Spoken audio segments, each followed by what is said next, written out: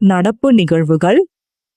மிக குறைந்த சூரிய மின்சக்தி திட்டங்களை மேம்படுத்துவதற்காக மத்திய அமைச்சரவையால் அண்மையில் ஒப்புதல் அளிக்கப்பட்ட திட்டம் எது?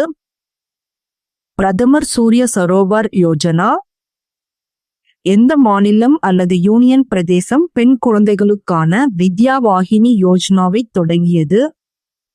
டெல்லி. சமுத்திர மந்தன் தேசிய கடல்சார் ஆய்வு திட்டத்தை எந்த அமைச்சகம் தொடங்கியது? பெட்ரோலியம் மற்றும் இயற்கை எரிவாயு அமைச்சகம்.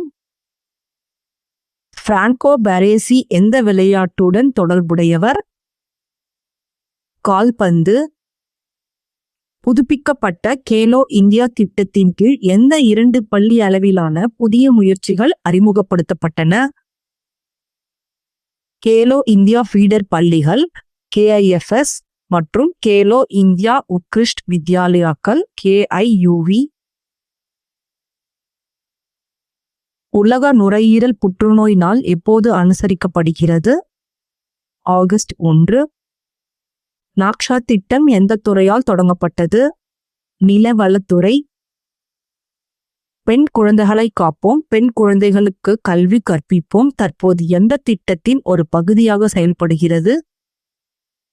மிஷன் சக்தி. 2026 காமன்வெல்த் விளையாட்டுப் போட்டிகளில் பெண்களுக்கான வட்டு எறிதலில் சீமா காளிராம்னா வென்ற பதக்கம் எது? வெண்கலம். நீதியின்றி மாற்றம் இல்லை மக்கள் பூமிக்கான சுற்றுச்சூழல் சட்ட விதியை வலுப்படுத்துதல் அறிக்கையை வெளியிட்ட அமைப்பு எது? ஐக்கிய நாடுகளின் சுற்றுச்சூழல் திட்டம் UNEP.